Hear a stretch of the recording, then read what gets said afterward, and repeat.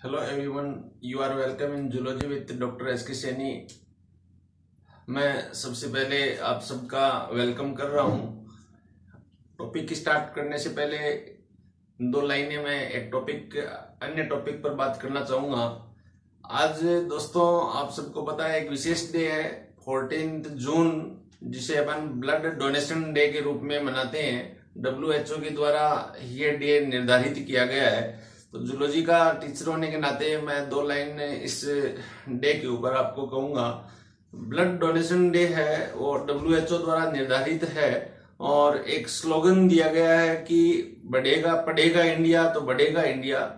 मैं इस बात में थोड़ा संशोधन कर रहा हूँ, स्वस्थ रहेगा इंडिया तो पढ़ेगा इंडिया तो बढ़ेगा इंडिया। ये डे क्यों मनाया जाता है? तो देखिएगा दोस्तों कि अपने आसपास में अनेक ऐसे पेशेंट होते हैं जिनको ब्लड की या ब्लड के कंपोनेंट की रिक्वायर्ड होती है, लेकिन WHO का मानना है कि बहुत सारे पेशेंट ब्लड की कमी होने से और उनकी डेथ हो जाती है। ब्लड नेचर द्वारा दिया गया ऐसा फ्लूइड है जिसे आज तक दुनिया के जितने भी साइंटिस्ट हैं उन्होंने अपनी भिन्न भिन्न मेथड्स का उपयोग करके आर्टिफिशियल रूप से बनाने का प्रयास किया है और प्रयास कर भी रहे हैं, लेकिन आज तक इस पर सफलता नहीं मिली है। इसलिए नेचर ने जो अपने को अपने शरीर में एक रेड कलर का जो ब्लड दिया है, फ्लूइड दिया है, ये फ्लूइड अपने बॉडी के अंदर ही बनता है, लेकिन जाने अनजाने में कई बार बहुत सारे व्यक्तियों को यहाँ पर ब्लड की कमी हो जाती है। उस कमी की पूर्ति करने के लिए एक्सीडेंटल केस हो सकता है या कोई किसी प्रकार की अन्य सर्जरिकल केस हो सकता है जहां पर ब्लड की रिक्वायरमेंट होती है और ब्लड न होने के कारण या ब्लड कम होने के कारण उस पर्सन की डेथ हो जाती है। तो मैं आज इस जो ब्लड डोनेशन डे है इस पर सबके साथ में आप भी शपथ लें और मैं भी शपथ लेता हूं कि अपने आसपास जितने भी कोई भी ऐसा पर्सन आपको पता चले जिसको ब्लड की रिक्वायरमेंट हो, तो आप हम सबसे पहले ये इस प्रेरित होकर आगे आकर और ब्लड देने का प्रयास करेंगे और किसी की लाइफ है वो सेव करेंगे यहाँ पर। तो ये एक इम्पोर्टेंट मैसेज मैं पॉपुलेशन को, समाज को, सोसाइटी को, स्टूडेंट्स को देना चाहूंगा। ब्लड कौन दे सकता है? तो 18 ईयर के बाद कोई भी व्यक्ति ब्लड दे सकता है और लगभग 60-65 ईयर तक का पर्सन जो भी है वो ब्लड दे सकता है। कितनी बार दे सकता है मैं संक्षिप्त में बात करूंगा, बहुत ज्यादा बात इस पर नहीं करूंगा। कितनी बार दे सकता है? तो हर 3 महीने से एक स्वस्थ व्यक्ति, एक हेल्दी व्यक्ति ब्लड दे सकता है। एक बार में 350 ml 350 ml ब्लड है वो दे सकता है। ब्लड कई प्रकार से इसकी आवश्यकता होती है। कई बार पर्सन को कंप्लीट ब्लड की आवश्यकता होती है, तो अपन क्या जो भी ब्लड देते हैं तो वो व्यक्ति को, पर्सन को कंप्लीट ब्लड दे दिया जाएगा। कई बार पर्सन के अंदर आजकल नई टेक्निक के अनुसार देखा गया है कि एक विशेष कंपोनेंट की जरूरत है, जैसे प्लेटलेट की जरूरत पड़ सकती है, जैसे RBC की जरूरत पड़ सकती है या जैसे प्लाज्मा प्रोटीन की जरूरत पड़ सकती है। तो उसके अकॉर्डिंग जो भी सामने वाले पर्सन को, पेशेंट को जिस कंपोनेंट की रिक्वायरमेंट है, तो उस ब्लड से वो कंपोनेंट निकाल के और उस व्यक्ति के अंदर है वो वहां पर ट्रांसफ्यूजन कर दिया जाता है, जिससे उसकी लाइफ सेव हो जाती है। तो हो सकता है कई बार 2 या 3 ऐसे पेशेंट हो जिनको डिफरेंट कंपोनेंट की आवश्यकता होती है, तो एक व्यक्ति के द्वारा ब्लड दिया जाता है तो उसमें से डॉक्टर से उस कंपोनेंट को निकाल के और स्पेशल कंपोनेंट, जो स्पेसिफिक कंपोनेंट है उसको निकाल के और उस व्यक्ति को यहाँ पर ट्रांसफ्यूजन कर देते हैं, जिससे उसकी लाइफ सेव हो जाती है। तो मैं इस 14 जून के ऊपर जो हमेशा इस ब्लड डोनेशन डे को मनाया जाता है, इसके ऊपर मैं आपसे आग्रह करूंगा कि आप अपनी सोसाइटी के अंदर, अपने आसपास जो एरिया है जहां पर भी किसी भी पर्सन को यदि ब्लड की आवश्यकता है तो आप आगे होके और ब्लड है वो दे। इससे आप स्वस्थ होंगे, आप और स्वस्थ होंगे, आपके अंदर की जो सेल है वो ब्लड बनाने की कैपेसिटी और बढ़ेगी और जिसको आप दे रहे हो वो यहाँ पर हेल्दी होगा, वो स्वस्थ होगा, उनकी लाइफ है वो सेव होगी यहाँ पर। तो इसमें दोनों को फायदा है। यहाँ पर एक सिम्बायोटिक रिलेशन नजर है, आपको भी फायदा है और सामने वाले पेशेंट को भी यहाँ पर फायदा है। तो इसलिए कई बार भ्रांतियां बन जाती है कि ब्लड देने से अपन कमजोर हो जाता है या डोनर कमजोर हो जाता है, तो ऐसा नहीं है। डोनर और हेल्दी होता है। मैं भी इस मुहिम में शामिल हूँ, मेरा भी प्रयास रहता है कि अधिक से अधिक है वो यदि किसी को ब्लड की रिक्वायरमेंट होती है तो मैं दूं। और आपसे भी मैं आग्रह करूंगा कि आप और आपके जो फैमिली के या सोसाइटी के जो भी व्यक्ति पर्सन है उनको आप वो इसके लिए प्रेरित करें, जिससे ज्यादा से ज्यादा ब्लड को डोनेट कर सके और एक हेल्दी इंडिया बने, स्वस्थ इंडिया बने। और स्वस्थ इंडिया रहेगा तो इंडिया बढ़ेगा, और इंडिया बढ़ेगा तो इंडिया आगे बढ़ेगा। तो ये अपनी ये इसके साथ में अपनी एक मुहिम होनी चाहिए। WHO की एक मुहिम है ये कि आने वाले समय तक इंडिया का, वर्ल्ड का हर व्यक्ति है वो यहाँ स्वस्थ रहे। जब आप स्वस्थ ब्लड दोगे तो यहाँ पर सामने वाला पर्सन है वो और ज्यादा स्वस्थ होगा। तो ये मैं ब्लड डोनेशन डे पे 2 बात आपके साथ में शेयर की है। Thank you very much. इसके बाद में मैं अब आता हूँ अपने टॉपिक के ऊपर। हम बात कर रहे थे यहाँ पर ह्यूमन फिजियोलॉजी, जिसमें रेस्पिरेटरी सिस्टम की बात कर रहे थे, जिसमें आपने अपर रेस्पिरेटरी ट्रैक्ट में बात की थी, अपन ने इसको समझा था, जिसमें नेजल पोर, नेजल पथ, इंटरनल नेरेज, फेरिंग्स के बारे में बात की। इसके आगे हम चले तो लैरिंग्स एक स्ट्रक्चर आती है। लैरिंग्स एक वॉइस बॉक्स भी है, और लैरिंग्स यहाँ पर अपने कह सकते हैं एक साउंड बॉक्स भी है। किसकी? मैमल की, ह्यूमन की। एक और स्ट्रक्चर होती है सिरिंग्स जिसे कहते हैं, जो बर्ड्स के अंदर है, वो एक साउंड बॉक्स के रूप में जाना जाता है। आपसे पूछ सकते हैं कि बर्ड्स में साउंड बॉक्स क्या है या साउंड प्रोड्यूसिंग ऑर्गन कौन सा है, तो आपका आंसर होगा बर्ड्स के अंदर sound producing organ is the syrinx, but in mammal the sound producing organ is the larynx. Larynx एक कार्टिलेजिनस स्ट्रक्चर है। यहाँ क्वेश्चन पूछते हैं आपसे, how many cartilage found in the human larynx और mammal larynx। तो there are 9 cartilage, 9 नंबर की बात करें, 9 cartilage found in the human larynx। 9 cartilage में ये जो कार्टिलेज है, 2 टाइप की यहाँ पर कार्टिलेज होगी। यहाँ 2 टाइप की या 2 type of cartilage found in the larynx, जिसमें एक हाइलाइन कार्टिलेज होगी और एक इलास्टिन कार्टिलेज होगी। यहाँ जो मैंने पूरे वीडियो में भी इसकी संक्षिप्त चर्चा की थी। यहाँ हाइलाइन कार्टिलेज से यहाँ 3 टाइप के कार्टिलेज बनते हैं, और यहाँ पर इलास्टिन कार्टिलेज से 3 टाइप के कार्टिलेज बनते हैं। हाइलाइन कार्टिलेज में हमने बात की थायराइड कार्टिलेज है, वो हाइलाइन कार्टिलेज है यहाँ पर। इसके बाद में अपन सेकेंडरी कार्टिलेज की बात की यहाँ पर, तो एरेटिनोइड कार्टिलेज है, वो यहाँ पर हाइलाइन कार्टिलेज है। क्रिकोइड कार्टिलेज है, वो यहाँ पर हाइलाइन कार्टिलेज है। इसके नंबर का क्वेश्चन पूछ लेते हैं। थायराइड के नंबर क्या होते हैं? 1 होता है। क्रिकोइड के नंबर है वहां पर 1 होते हैं। एरेटिनोइड के यहाँ नंबर है वो 2 होते हैं। इसके बाद में सेकेंड टाइप का कार्टिलेज इलास्टिन कार्टिलेज है। इलास्टिन कार्टिलेज में हमने बात की थी कि एपिग्लोटिस इज इलास्टिन कार्टिलेज। इसके बाद में क्यूनिफॉर्म इज इलास्टिन कार्टिलेज। इसके बाद में यहाँ पर Santorini cartilage is elastin cartilage अपन इसे कह सकते हैं यहाँ पर। तो इस प्रकार से ये कार्टिलेज है वो इलास्टिन कार्टिलेज है, जिसके नंबर है वो यहाँ पर एपिग्लोटिस के वो नंबर 1 होते हैं, और बाकी यहाँ पर जो क्यूनिफॉर्म कार्टिलेज है वो 2 नंबर या पैड के रूप में पाए जाते हैं। तो 3 टाइप के कार्टिलेज यहाँ पर पैड है, और जिसमें एक हाइलाइन कार्टिलेज पैड है और 2 यहाँ पर इलास्टिन कार्टिलेज है वो पैड है, और 3 टाइप के कार्टिलेज है वो अनपैड रूप में पाए जाते हैं यहाँ पर। तो ये बात हमने की। अब इसके बाद में आगे आता है कि जो कार्टिलेज है, ये जितना भी साउंड बॉक्स बन रहा है, इस बॉक्स के बीच में यहाँ पर कुछ फाइबर्स बनते हैं जो यहाँ पर साउंड डेवलप करने में हेल्पफुल होते हैं। तो ऐसे फाइबर को अपन 2 टाइप के फाइबर कहेंगे, एक फाल्स वोकल कॉर्ड, इन फाइबर को अपन वोकल कॉर्ड कहते हैं। तो वोकल कॉर्ड की बात करें अपन, लैरिंग्स वोकल कॉर्ड की बात करें, तो there are 2 type of vocal cord found in the human being. First is false vocal cord, second is true vocal cord. तो 2 टाइप के वोकल कॉर्ड प्रेजेंट है यहाँ पर। फाल्स वोकल कॉर्ड है वो यहाँ साउंड डेवलप नहीं करता। साउंड जो प्रोड्यूसिंग वोकल कॉर्ड है एक्चुअल में ट्रू वोकल कॉर्ड करता है। मैंने कहा लैरिंग्स करता है, लैरिंग्स में भी कौन करता है? तो वोकल कॉर्ड करते हैं, जिसे अपन ट्रू वोकल कॉर्ड करते हैं। ट्रू वोकल कॉर्ड और फाल्स वोकल कॉर्ड की स्ट्रक्चर पोजीशन इस प्रकार से है, जिसमें फाल्स भी पेयर्ड है और ट्रू भी पेयर्ड है। दोनों टाइप के वोकल कॉर्ड है, इसके बीच में एक गैप पाया जाता है, खालिस्तान पाया जाता है। इस खालिस्तान को, ब्लैंक स्पेस को अपन रीमा ग्लोटिस कहते हैं।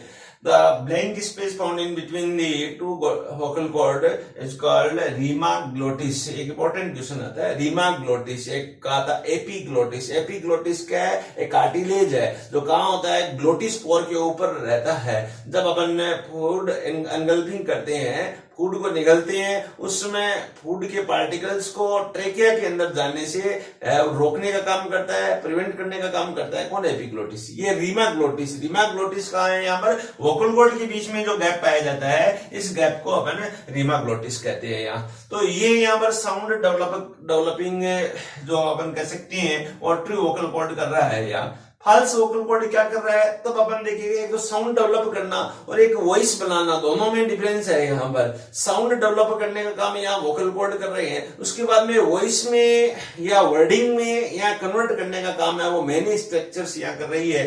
तो उसमें इसकी क्वालिटी, रेजोनेंस क्वालिटी है वो मेंटेन रखने का काम है। अपनी कुछ स्ट्रक्चर्स जो कर रही है जिसमें कह सकते हैं फाल्स वोकल कॉर्ड है, चिक का योगदान होता है, लिप्स का योगदान होता है, टीथ का योगदान होता है, टंग का योगदान होता है और यूला का योगदान होता है यहाँ पर। तो resonance quality of the sound और controlled by many structures like false vocal cord, cheek, lips, teeth, tongue and Yula.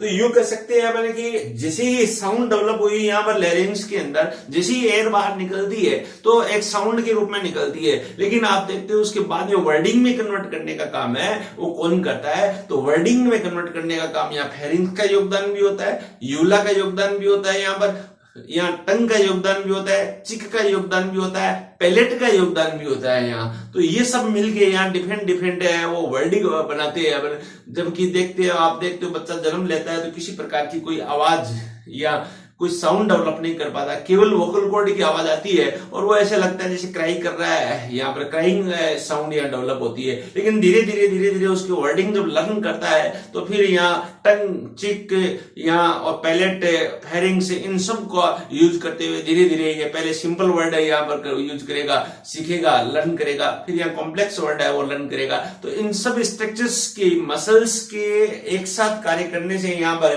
Different type की वर्डिंग है वो डेवलप होती है, लर्न करते हैं यहाँ। इसके बाद में जब ये वोकल कॉर्ड काम करते हैं तो साउंड डेवलप होती है। साउंड डेवलप ध्यान रखना मेल और फीमेल एनिमल के अंदर, ह्यूमन के अंदर है, डिफरेंट है। यहाँ पर क्यों है? यहाँ इसलिए कि जब इस साउंड ऑर्गन का निर्माण हो रहा है तो मेल के अंदर थायराइड ग्लैंड जो है, थायराइड जो कार्टिलेज है वो ज्यादा डेवलप रहती है, बाहर निकली रहती है, जिसे एडम एप्पल या पोमम एप्पल के नाम से इसे जानते हैं। और इसी कारण क्या है, अपने वोकल कॉर्ड का साइज है वो इंक्रीज हो जाता है और यहाँ इसे लैरिंग्स का साइज भी इंक्रीज हो जाता है, इसलिए साउंड है वो अलग टाइप की है। फीमेल के अंदर है वो साउंड अलग टाइप की होती है थोड़ी, यहाँ उसके अंदर है क्योंकि उसका वोकल कॉर्ड थिन होता है और उसके साथ में यहाँ पर जो लैरिंग्स का साइज भी छोटा होता है। ये पूरा का पूरा हार्मोनल इफेक्ट है। जब एडोलसेंस, जब किशोर प्रावस्था प्रारंभ हो रही है उस समय आप देखिएगा टेस्टोस्टेरोन हार्मोन के प्रभाव से वोकल कॉर्ड का डेवलपमेंट थोड़ा फीमेल के वोकल कॉर्ड से ज्यादा, फीमेल के लैरिंग से ज्यादा होता है। इसके कारण क्या है, साउंड में थोड़ा परिवर्तन आ जाता है। मेल की साउंड यहाँ पर अलग होती है और फीमेल की साउंड अलग होती है। तो इस वोकल कॉर्ड के अंदर क्या यहाँ चेंजेस होते हैं मेल और फीमेल के अंदर? तो मेल जो ह्यूमन है उसके वोकल कॉर्ड थिन होते हैं और लॉन्गर होते हैं देन फीमेल। तो अपन फीमेल के अंदर कह सकते हैं कि फीमेल के वोकल कॉर्ड थिन होते हैं और शॉर्टर होते हैं देन द मेल। दूसरा यहाँ मेजर डिफरेंस है कि इस जैसी एयर निकलती है, बाहर निकल रही है तो वोकल कॉर्ड से यहाँ पर टक्कर खा के बाहर निकलती है तो वहां साउंड डेवलप होती है। उस समय वोकल कॉर्ड में वाइब्रेशन डेवलप होता है। तो यहाँ पर मेल प्राणी के अंदर वाइब्रेशन कम होता है जबकि फीमेल के अंदर वाइब्रेशन है वो ज्यादा होता है कंपेयर टू मेल। यहाँ तो ये वाइब्रेशन, ये जो वायर्स जैसी स्ट्रक्चर है, जो फाइबर है यहाँ वोकल कॉर्ड के अंदर, वहां पर वाइब्रेट होते हैं एयर से। जैसे ही एयर निकलती है लंग से तो यहाँ वाइब्रेशन है वो कम होती है कंपेयर टू फीमेल, यहाँ पर वाइब्रेशन है वो अधिक होती है कंपेयर टू मेल। इसके बाद में वॉइस पिच है, वॉइस पिच देखें तो मेल के अंदर वॉइस पिच है वो डिक्रीज होती है, डाउन होती है, कम होती है, जबकि फीमेल के अंदर वॉइस पिच है वो अधिक होती है। इसी कारण फीमेल की टोन है वो लंबी और ज्यादा तीखी, ज्यादा नुकीली होती है। इसके कारण क्योंकि ये दोनों में हार्मोनल इफेक्ट के कारण वोकल कॉर्ड की स्ट्रक्चर में यहाँ पर परिवर्तन हो जाता है। तो इस प्रकार से ये वोकल कॉर्ड आप यहाँ समझा सकते हैं मेल के अंदर और फीमेल के अंदर, इस प्रकार से डिस्क्राइब कर सकते हैं जो यहाँ उपस्थित है। है। इसके बाद में वोकल कॉर्ड से संबंधित कुछ क्वेश्चंस और बनते हैं यहाँ पर।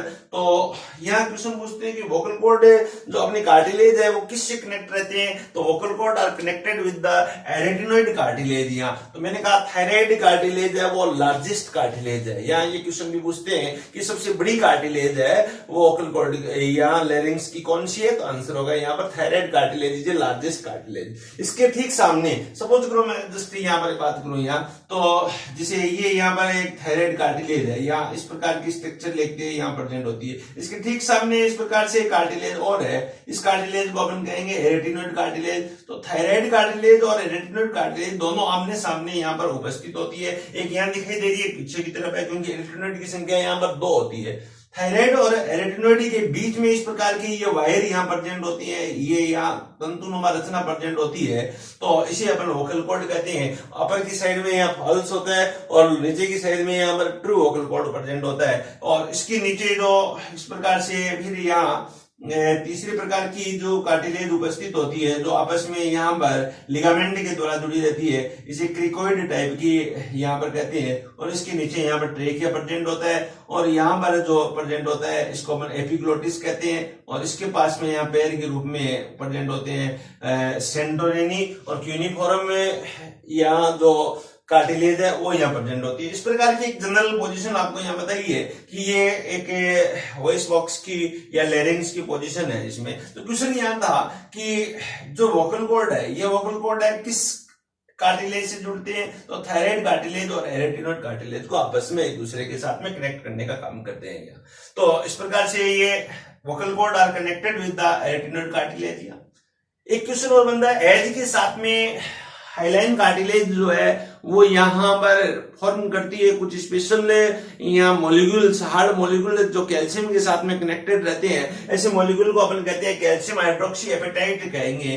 कैल्शियम हाइड्रोक्सी एपेटाइट फॉर्म कर रहा है कौन, हाइलाइन कार्टिलेज कर रहा है। धीरे धीरे जैसे जैसे एज बढ़ती है तो ये मॉलिक्यूल ज्यादा फॉर्म करते हैं और धीरे धीरे ये मॉलिक्यूल उसी यहाँ पर वोकल कॉर्ड के ऊपर धीरे धीरे डिपॉजिट होने लग जाते हैं। इसके कारण वोकल कॉर्ड में हार्डनेस बढ़ जाती है और जब हार्डनेस बढ़ेगी, इंक्रीज होगी विद द एज, तो धीरे धीरे वॉइस में क्या है परिवर्तन आ जाएगा और वॉइस की क्वालिटी है वो चेंज हो जाती है। तो एज के रेस्पेक्ट में अपन देखें तो एज इंक्रीज होती है तो उसके साथ साथ वॉइस की क्वालिटी में भी यहाँ पर डिफरेंसेस आते हैं। तो ये क्यों आते हैं, due to the deposition of the calcium hydroxy apatite form. तो अपन यहाँ कह सकते हैं in case of the ageing the calcium hydroxy apatite deposit in the hyaline cartilage, so voice ability will be decrease. यहाँ तो इसके कारण धीरे धीरे बोलने की क्षमता भी अपनी क्या है डिक्रीज हो जाती है। बहुत ज्यादा अपन बोल भी नहीं पाते हैं, तो voice ability will be decrease and also the vocal cord become harder, सो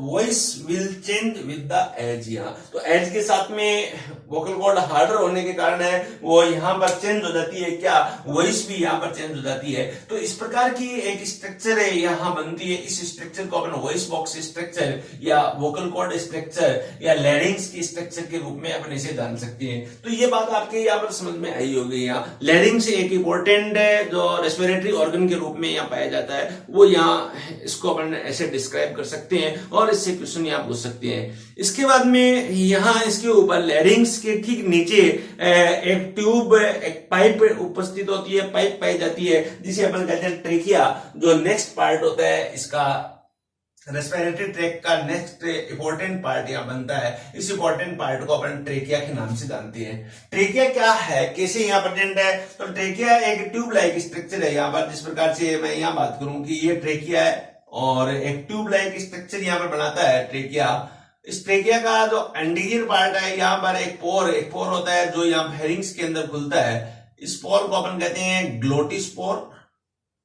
इस पोर को ग्लोटिस से, इसके ऊपर एक ढक्कन रहता है, इसे अपन कहेंगे, ये यहाँ पर हल्का सा बनाऊंगा इसको अपन कहेंगे एपीग्लोटिस। एपीग्लोटिस कहेंगे यहाँ पर। इस ट्रेकिया की लेंथ की बात करें, ये लेंथ है इसकी नियर अबाउट इसकी 10 सेंटीमीटर इसकी लेंथ होती है और इसकी विड्थ की बात करें तो यहाँ पर नियर अबाउट 2.5 सेंटीमीटर इसकी विड्थ है। आपसे क्वेश्चन पूछ सकते हैं कि ट्रेकिया फेरिंग से यहाँ पर स्टार्ट होकर कितना लंबा होता है, कहां तक जाता है। तो यहाँ से फेरिंग से स्टार्ट होगा पूरी सर्वाइकल वर्टिब्री, सर्वाइकल वर्टिब्री 2 और सर्वाइकल वर्टिब्री 4 के बीच में से स्टार्ट होके ही है आगे चलता है, यहाँ थोरेसिक वर्टिब्री के अंदर यहाँ बजाता है, और 5वीं थोरेसिक वर्टिब्री होती है उसके अंदर 5th जो थोरेसिक वर्टिब्री है यहाँ पर जाके ये क्या है डिवाइड हो जाता है। तो इस प्रकार से एक स्ट्रक्चर बनाता है, ये डिवाइड हो जाता है, ये इस प्रकार की एक स्ट्रक्चर बनाता है ये। तो ऐसी स्ट्रक्चर को अपन क्या है ट्रेकिया कहेंगे।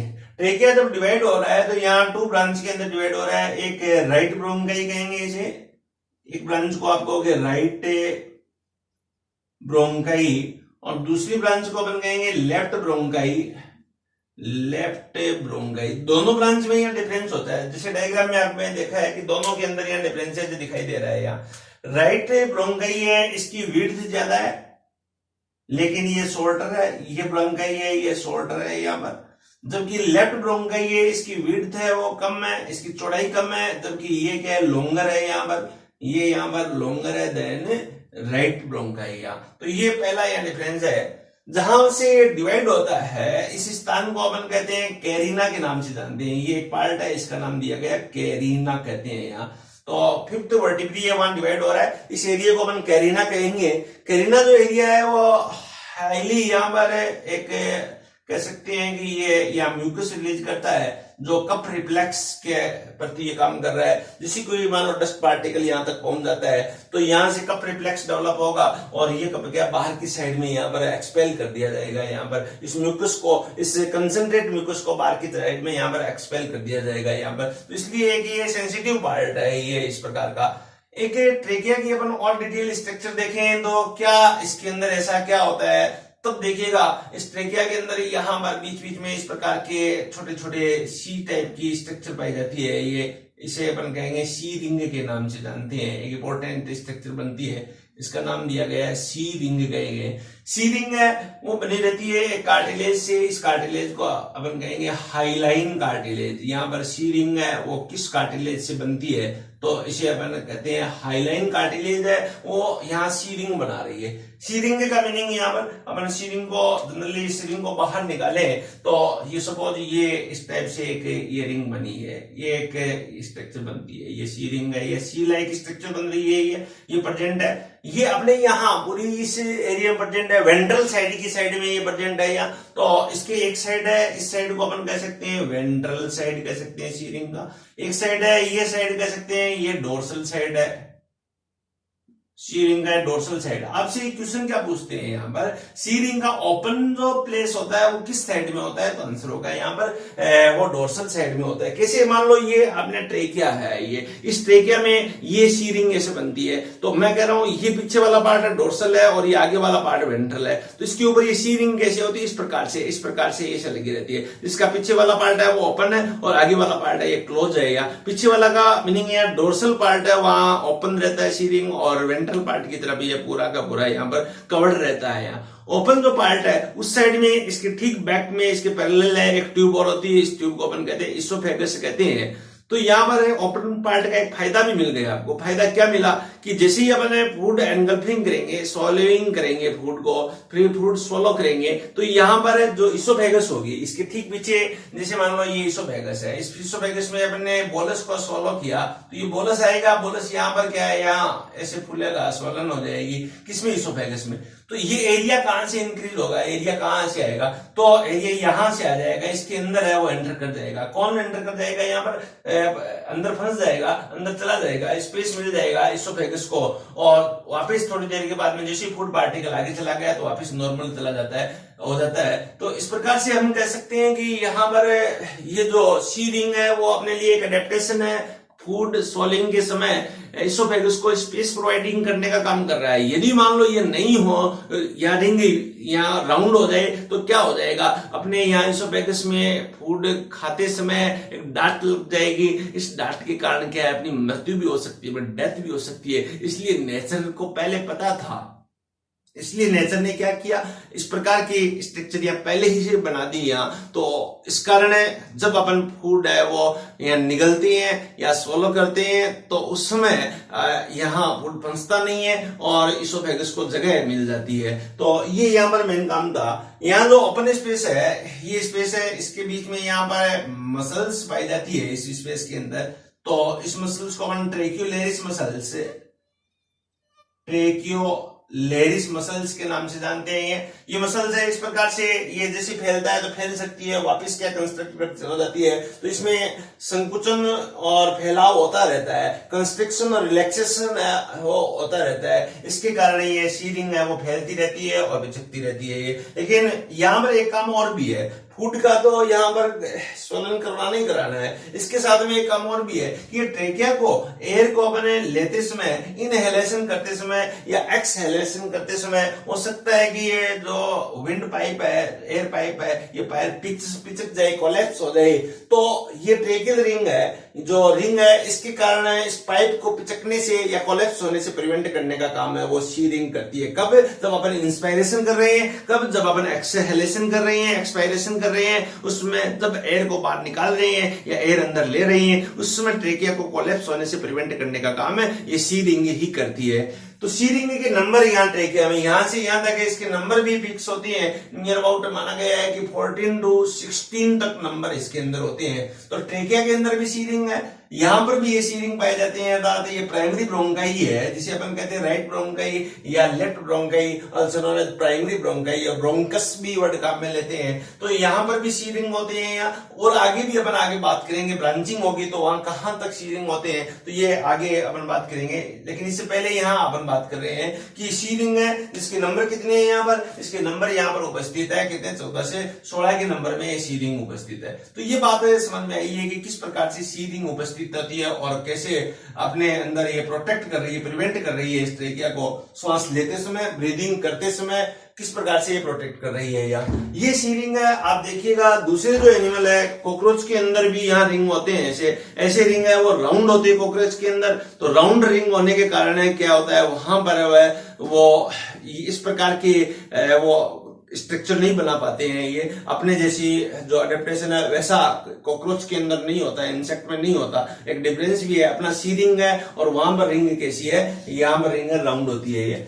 अब इसकी अपन टीएस सेक्शन ले, इसका टीएस सेक्शन ले और इसका और देखें कि इसकी वॉल के अंदर ऐसा क्या पाया जाता है। तो यहाँ पर ट्रेकियल वॉल के अंदर जो सबसे बाहर की तरफ एक लेयर है, इस लेयर को अपन कहेंगे ट्यूनिका एडवेंशिया, जो इसोफेगस की आउटर लेयर भी यहाँ पर बनाती है। ये लेयर नंबर 1 है। यहाँ पर सेकंड लेयर है, इसको अपन कहते हैं सब म्यूकोसा कहेंगे। और तीसरी जो लेयर है वो लेयर है, इसको अपन कहेंगे म्यूकोसा। मेनली अपन इसे 3 लेयर में डिवाइड करते हैं, 3 लेयर के अंदर इसे डिवाइड करते हैं। इसको अपन डिवाइड हिस्टोलॉजी देखेंगे, स्ट्रक्चर देखेंगे। यहाँ क्वेश्चन आता है कि जो ये शीरिंग है कौन सी लेयर में होती है, तो ये below the tunica adventitia and upper the sub mucosa ये शीरिंग पाई जाती है। तो कैसे यहाँ पर ये स्ट्रक्चरली अपन देखें किस प्रकार से ये उपस्थित होती है। तो सबसे बाहर की तरफ यहाँ ट्यूनिका एडवेंशिया मैं यहाँ पर बनाऊंगी, ये एक लेयर बनी, इसको अपन कहेंगे ट्यूनिका एडवेंशिया। ये ट्यूनिका एडवेंशिया यहाँ पर है, ये फाइब्रस लेयर है, ये फाइबर के द्वारा बनी हुई है। यहाँ जो फाइबर होते हैं वो व्हाइट फाइबर कनेक्टिव टिश्यू, इसके अंदर ये जो लेयर है ट्यूनिका एडवेंशिया, आपसे पूछ सकते हैं कि किस से बने हुए हैं यहाँ पर, तो आप कहोगे व्हाइट फाइबर कनेक्टिव टिश्यू से ये बने हुए यहाँ पर स्ट्रक्चर है, लेयर है, कनेक्टिव टिश्यू है जो बना रहा है किसको, आउटर लेयर को। इसको मोस्ट आउटर लेयर कहेंगे। इसके बाद में इसके ठीक नीचे इस प्रकार से ये एक रिंग जैसी स्ट्रक्चर यहाँ प्रेजेंट है, इसे अपन सी रिंग कहेंगे। सेकंड जो लेयर है इसका नाम है यहाँ पर सी रिंग, जो व्हाइट फाइबर कनेक्टिव टिश्यू या आउटर लेयर जो लेयर नंबर 1 है उसके नीचे उपस्थित होते हैं सी रिंग। ये एक इंपॉर्टेंट क्वेश्चन है, कई बार पूछा गया है कि कहां पर ये पाए जाते हैं, तो यहाँ उपस्थित होते हैं। इसके बाद में नेक्स्ट जो लेयर, ये जो लेयर थी ये लेयर सी रिंग की लेयर होगी। नेक्स्ट जो सेकंड लेयर है वो यहाँ पर आती है, यहाँ सब म्यूकोसा की। सब म्यूकोसा लेयर है वो कुछ स्पेशल प्रकार के टिश्यू से यहाँ पर बनती है। इस प्रकार के यहाँ टिश्यू पाए जाते हैं, ऐसे टिश्यू यहाँ उपस्थित होते हैं। तो ये भी एक प्रकार का कनेक्टिव टिश्यू है, ध्यान रखना, वेरी इंपॉर्टेंट कनेक्टिव टिश्यू है, कई बार यहाँ पूछा गया। ये भी कनेक्टिव टिश्यू है और जो लेयर बन रही है इस लेयर को अपन कहेंगे सब म्यूकोसा लेयर। ये सीडिंग लेयर और ये अपर लेयर है, इसे ट्यूनिका एडवेंशिया लेयर कहेंगे। यहाँ पर ये जो कनेक्टिव टिश्यू है, which type of connective tissue found in the sub mucosa layer, तो यहां ध्यान रखना है एरियोलर, ध्यान रखना वेरी इंपॉर्टेंट क्वेश्चन है। Areolar connective tissues are found in the shearing, lower the shearing और सब म्यूकोसा लेयर। यहाँ तो ये क्वेश्चन बना यहाँ। इसके बाद में आप देखिएगा नीचे एक और आपकी स्ट्रक्चर पाई जाती है, इसको बन कहेंगे म्यूकोसा। यहां तक कि ये रहेगा सब म्यूकोसा लेयर। सब म्यूकोसा के नीचे यहाँ पर म्यूकोसा है। म्यूकोसा यहाँ पर फिर देखिएगा, यहाँ इस प्रकार के एक फाइब्रस लेयर है। पहले यहाँ एक लेयर होती है, इसको कहेंगे अपन फाइब्रस लेयर।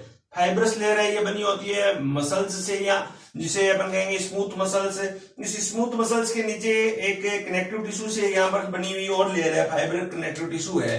यहाँ इस प्रकार से एक लेयर है। इस लेयर को अपन कहते हैं यहाँ पर लेमिना प्रोप्रिया, लेमिना प्रोप्रिया के नाम से जानते हैं। और लेमिना प्रोप्रिया के नीचे फिर यहाँ पर एक और सेलुलर लेयर पाई जाती है, इस प्रकार की। सबसे अंदर की तरफ है वो एक कोशिकाओं की एक लेयर होती है, ये वेरी इंपॉर्टेंट लेयर है, जिसे इस प्रकार से ये पूरा तीनों स्तर है, इसको अपन कहेंगे म्यूकोसा लेयर कहेंगे। यहाँ पर ये लेयर है, इसके स्वतंत्र सिरे पर यहाँ सीलिया पाई जाती है।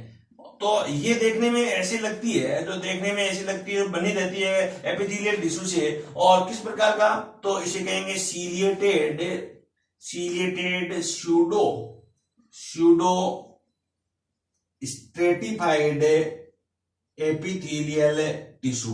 तो यहां पर ये कितना बड़ा नाम यहां पर बनाया, ये बहुत इंपॉर्टेंट क्वेश्चन है। यहाँ पूछते हैं कि सबसे अंदर की तरफ है ये जो सीलिएटेड लेयर है, वो किस टाइप ऑफ टिश्यू, तो आप कहोगे एपिथेलियल टिश्यू। एपिथेलियल टिश्यू में भी कैसी सेल होगी यहाँ पर, तो सीलिया प्रेजेंट है, pseudo stratified epithelial tissue present है, सेल प्रेजेंट है। तो आपकी यहाँ पर बनी हुई है pseudo stratified ciliated epithelial tissue से यहाँ पर बनी हुई है। तो इंपॉर्टेंट है, यहाँ बनती है। प्राइमरी ब्रोंकाई में भी इसी प्रकार के उत्तक यहाँ पाए जाते हैं। तो इसे अपन कहेंगे हिस्टोलॉजिकली ट्रेकिया की स्ट्रक्चर आप बता सकते हैं। सीलिया कंटिन्यू ऐसे मूवमेंट करते रहते हैं बाहर की साइड में, जो म्यूकस बनता है, कोई डस्ट पार्टिकल होता है, तो ये क्या है, इस प्रकार से यहाँ से जो भी म्यूकस है, वो कफ है, वो कफ रिफ्लेक्स जो डेवलप होता है, जिसे कफ बाहर की साइड में आता है, तो सीलिया के मूवमेंट के द्वारा ये कफ क्या है, बाहर की साइड में यहाँ निकाले जाते हैं। यदि यहाँ पर एक डिजीज भी हो जाती है, यहाँ मसल्स जो लेयर है ये स्पाज्म हो जाए, ये कठोर हो जाए, तो इसके कारण यहाँ पर श्वास लेने में क्या दिक्कत होती है। तो इस प्रकार की स्ट्रक्चर आप तो समझे होंगे कि एक ट्रेकिया की स्ट्रक्चर है, एक ट्रेकिया की हिस्टोलॉजी है ये। तो इसको आप अच्छी तरह से पढ़ें, लाइक करें, सब्सक्राइब करें और ज्यादा से ज्यादा इसे पढ़ें, तभी अपन कहेंगे पढ़ेगा इंडिया तो बढ़ेगा इंडिया, और साथ में स्वस्थ रहेगा इंडिया तो पढ़ेगा इंडिया, और पढ़ेगा इंडिया तो बढ़ेगा India. Thank you very much. लंबो हो गया।